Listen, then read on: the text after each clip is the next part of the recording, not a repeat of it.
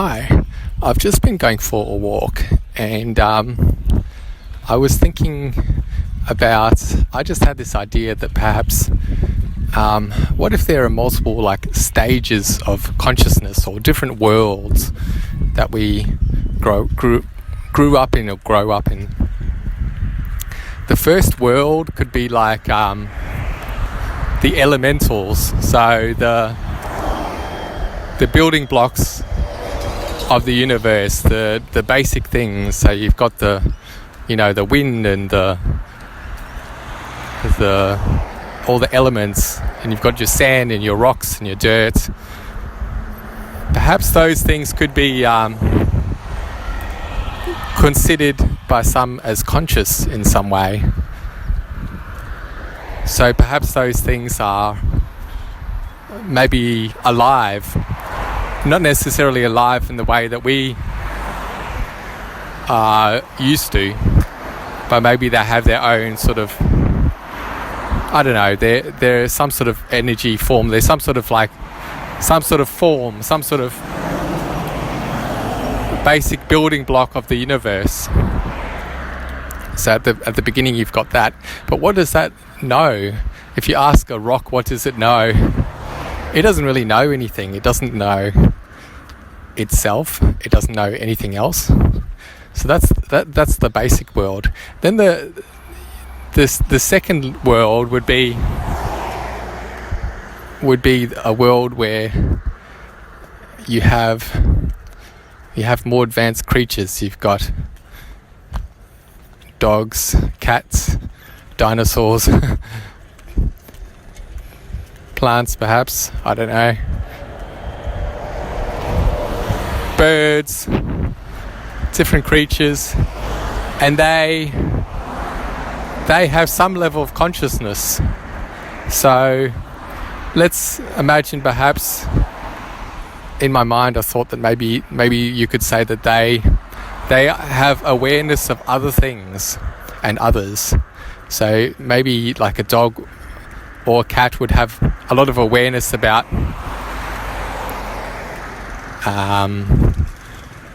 it's where it is, when it is, other creatures around.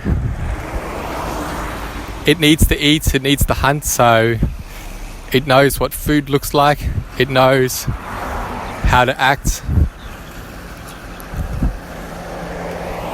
But it doesn't necessarily know what it's doing.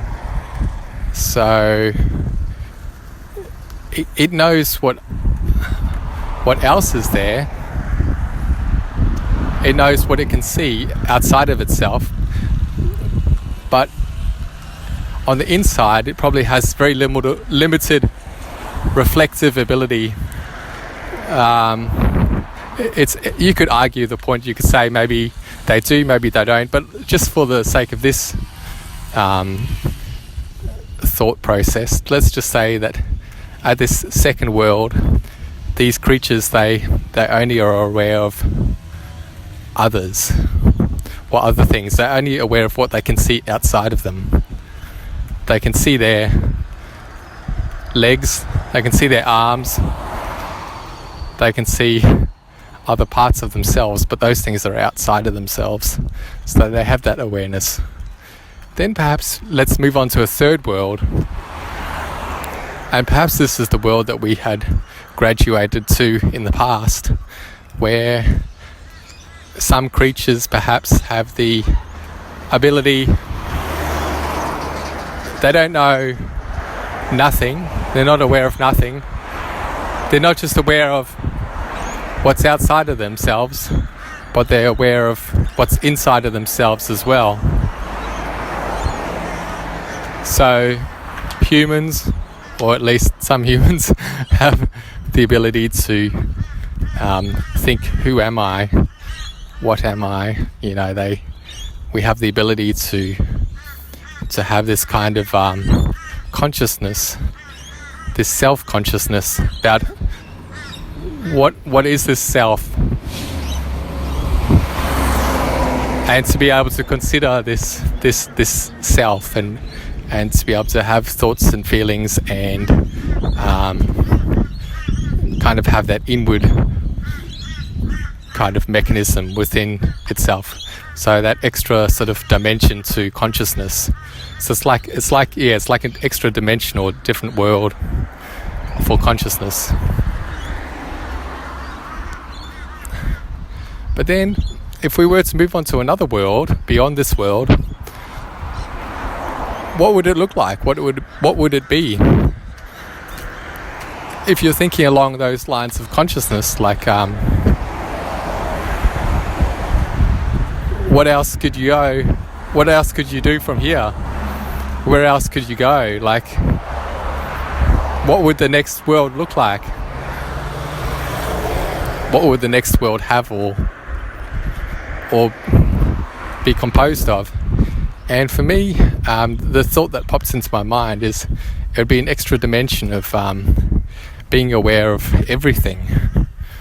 So not being aware of nothing, not being aware of just what's outside, not of others, not just being aware of yourself as well, but having all of those things, plus also awareness of everything. So perhaps a level of consciousness where you are able to go inside the mind of someone else, of an animal or some other thing, and see from its perspective. Yeah, or go into the mind or experience of someone else and see things from their perspective. See things from their perspective, which some people do, but a lot of people don't do very well. Perhaps this is where we need to evolve or move to, is a place where we are more considerate, but we can actually literally see things from multiple perspectives, or from all perspectives, and to understand and really know from all perspectives, not just ourselves or looking at what we see of others, but actually understanding inside out, outside in, understanding everything, experiencing everything, like a full-blown, like, everything is one and you are one and you are everything sort of concept. Have we got the ability to get there?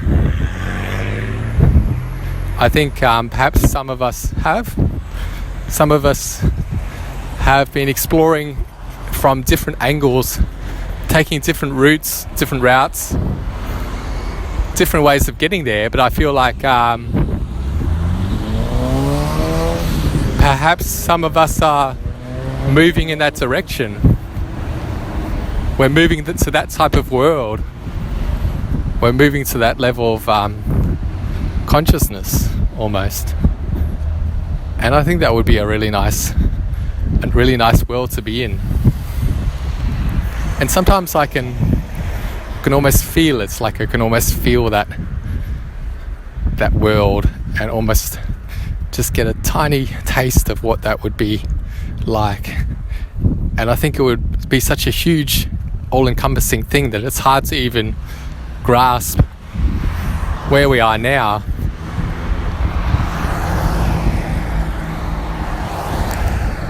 But we can just get a little taste of it here or there, and get a general sense of it.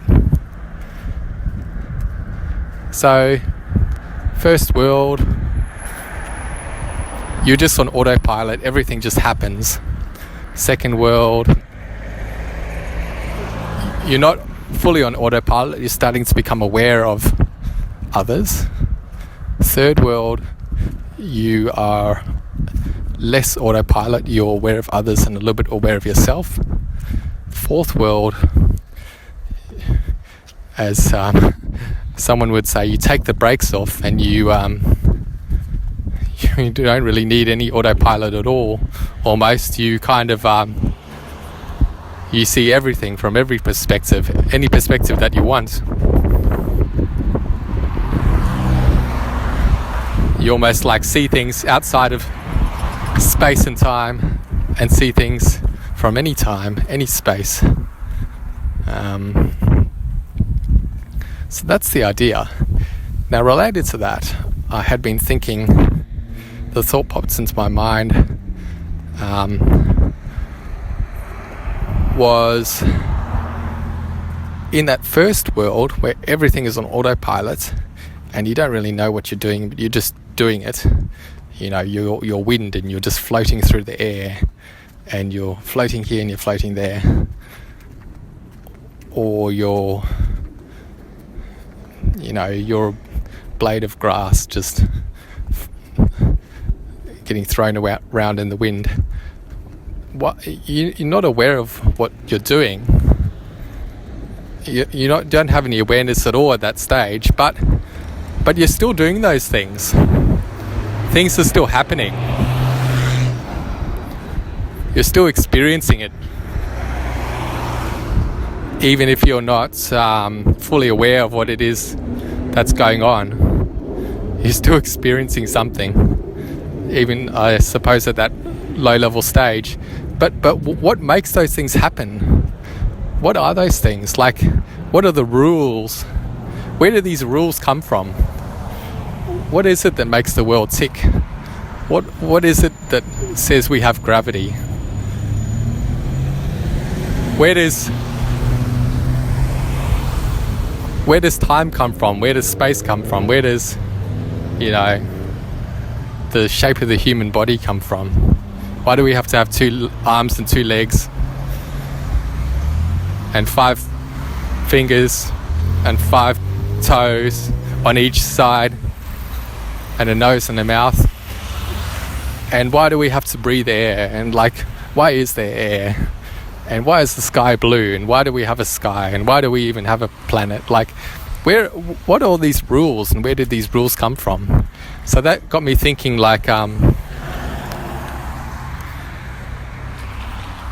it's almost like a contract. Like everything has to follow these contracts or these rules.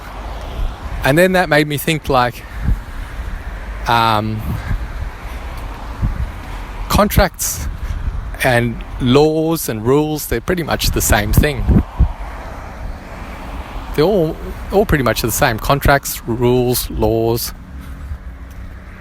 But they're a little bit different. And then I sat down at the bus stop and I was like, what is it that makes them different? And I thought about something else for a while, and then it just kind of hit me. Just playing with words and just wordplay. Contracts, it starts with a con. You can't have a contract without a con. So a con is, you're conning someone. A con is something that's fake, but you just pretend it's real. It's a lie. So contract starts with a lie. It starts with a con that you believe. And then after the con you have tracked. You really have a track. So get rid of the T. It gets in the way. You have a track that you follow.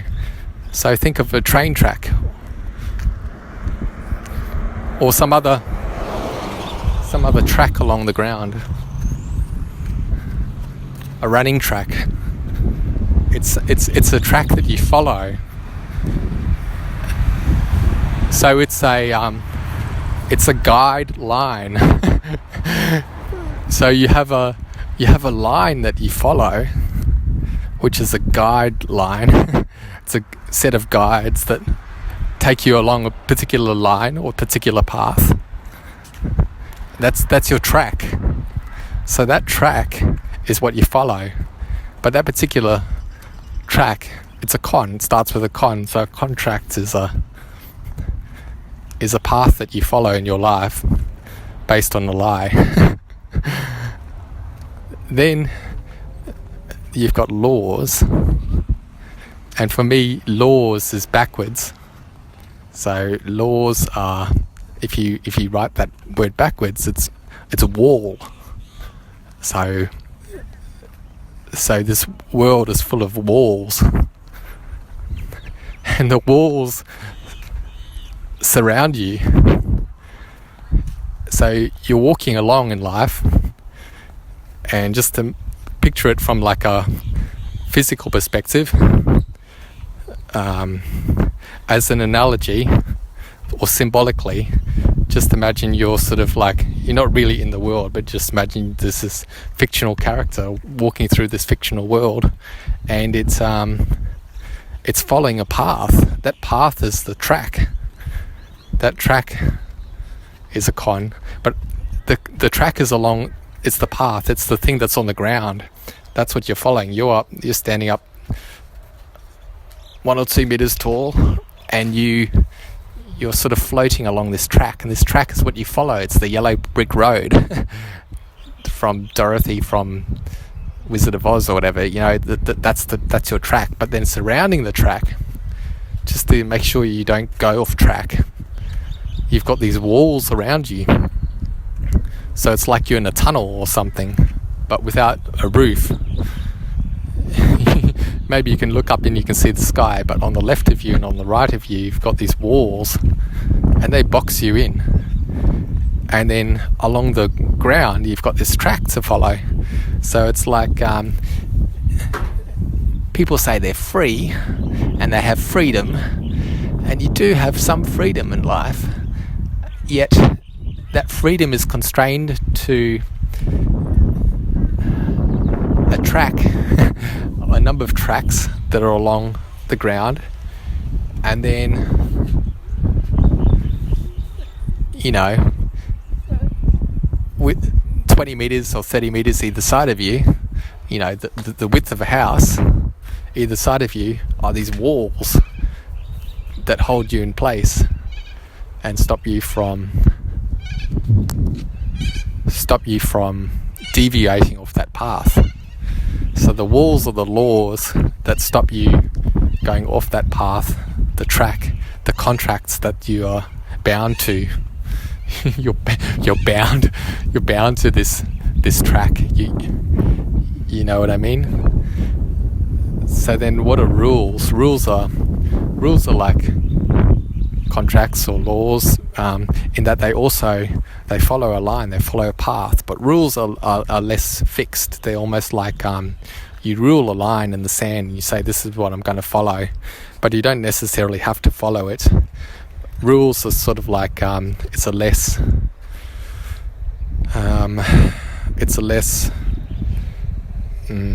you still like to follow the rules if you can, but the rules are not laws.